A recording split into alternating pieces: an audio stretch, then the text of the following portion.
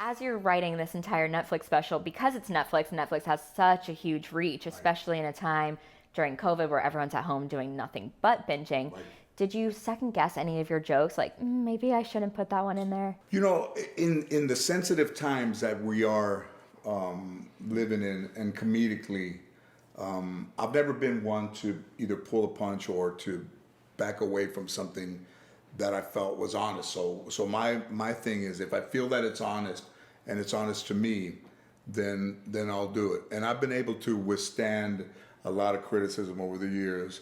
I've been able to withstand losing fans because of my political stance or because of who I am as a person or what I choose to talk about. You know, every DM or every tweet or something, when it's negative, will say, you know, I will never watch your show again. I've never thought you were funny. My family and I will never support you anymore. And instead of what it's meant to be, which is disparaging to me or to make me feel bad about the way that I choose to approach my craft, doesn't bother me at all. So what has been the reaction so far? The reaction to We'll Do It for Half has been great. You know, it's been staying up in the top 10.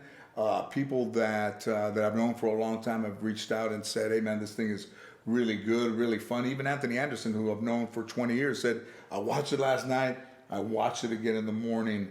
And you know, all the other specials were kind of layered into where if you might have seen it once, when you saw it again, you saw something you didn't see the first time. Totally. I guess I have this kind of thing, the way that I do the material, and that's been great. So, you know, to be able to go to Netflix and have it trend and be important to people and have people digging it from the time that it's come out is a shock that I wasn't prepared for. One of the things that I loved is that you had Ben Baller, of all people, introduce you. Why did you make that decision? Why was he the ultimate hype man for you? Ben Baller I met on Instagram. I started following him because, you know, Ben Baller did the chain, and Ben Baller, I saw all these chains, and I'm like, Ben Baller. See Ben Baller with everybody, you know, $500,000 in rocks, ice, you know, icy, this whole ice diamond language, and Platinum does his cars, and I saw a car that he had that I was thinking about getting. I sent him a direct message. He's like, yo, homie, man, that car is like, that's it. You know, that's steel, that's ice, that's, you know. So in those messages, knowing that he was a fan of sports, and we started to went to Laker games, I took him to the World Series. And this is when you know that you're really, really successful, like with everyone. Is I was down below with them at a game. This girl sends me a message. She's there with her kids. They're like 13 and 11. And the 11-year-old, she goes, oh, look, there's George right there. And the 11-year-old said, is that Ben Baller with George? He's 11. So I love that. I told him, I said, hey, so for the wall in D.C., he came over, him and Cedric did the introduction. And then being in San Francisco, he said, yo, homie, I'll fly out there, man, and I'd love to do it. And he did great. He did do great. Another thing that I thought was great was the graffiti artists for your set design. There were a lot of really cool images in there. Was there anything that was meaningful to you, or was it pretty random? You know, the wrestling masks are always, you know, meaningful to me as a young kid watching wrestling on TV and going to see it with my family at the Olympic Auditorium in downtown LA, which is now a church. But, you know, my grandmother and grandfather, I didn't really do a lot of things together as a family. But going to see wrestling was one. Going to see closed circuit wrestling at the Orpheum downtown, which I've done shows at, was another thing. But the Dodgers meant everything to my grandfather. And winning an Emmy for a voiceover that I did for the 30th anniversary of the Dodgers' last World Series, especially after my grandfather passing the night before opening day, wow, is maybe the most special thing that I have in this house. You know, when someone's gone that long, like he's been gone 32 years, and sometimes at night, before I go to bed, I try to remember the people that were around me when I was growing up.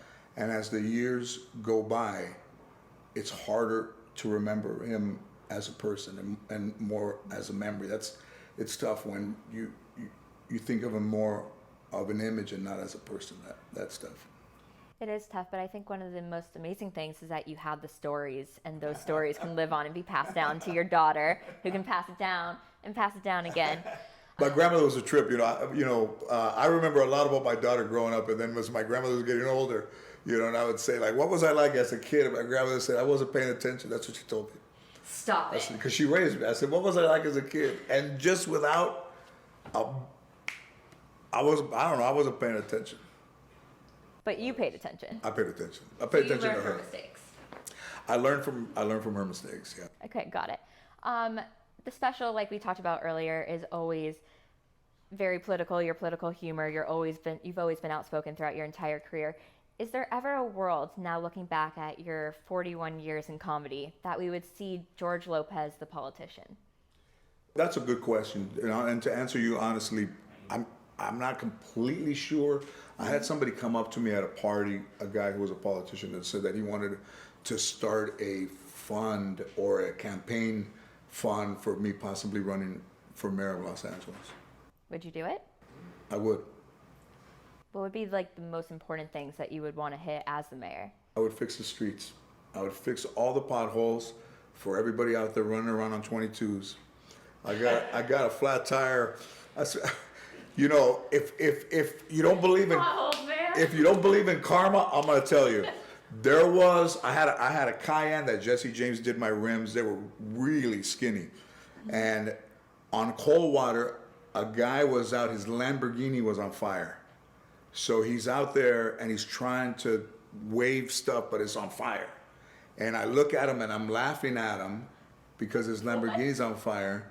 I go through the intersection, run into a pothole, and flatten 3 of the 4 tires on my car. That's what happens when you don't call 911 and help somebody. That's right. And from that time, I don't clown anybody that needs assistance on the side of the road because I learned through karma that. And I was going, just like you see in the movies, bam, bam, bam.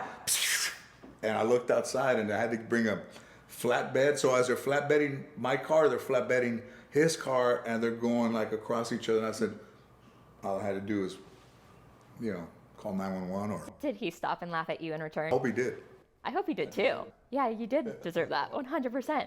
Before we go, we can't stop without talking about the George Lopez show. I don't know if you saw the other day, but it was the #2 trend in the United States. What was number 1, Mr. Electric? I don't know. Now when I see people your age, I say to them, if they're in the store and they walk by and they kind of look, and I said, hey, you're not going to say hello to Mr. Electric? And they go, oh man, I thought that was you. So the first show, means so much because growing up, I didn't see that show growing up. And to think that with the assistance of Sandra Bullock and Bruce Helford and some really incredible writers and an amazing cast and crew, that show would still be relevant and still be seen by people 18 years after it premiered.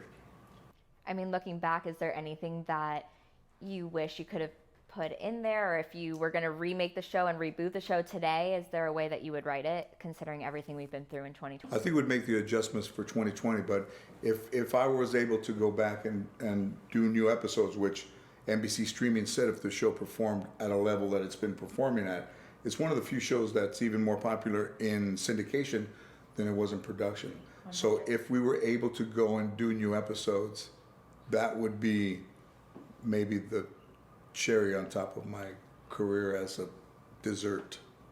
What do people ask you most when they see you out and about? That their family were fans of mine and that they'd seen me and that they enjoyed, the first show, a lot for the first show. But it's just kind of almost like seeing a friend where they're like, hey, George, what's up? Just talking to me naturally like a friend. I love that. And they'll go, you know who that is, right? And he goes, yeah, I know who that is. Well, all of our viewers are your friends, so let's make a plea to the Grammys that this Netflix special, we'll do it for half, should win the Grammy this year. I'm a 3-time nominee, 3-time, I won't say loser, just it's wonderful just to be nominated.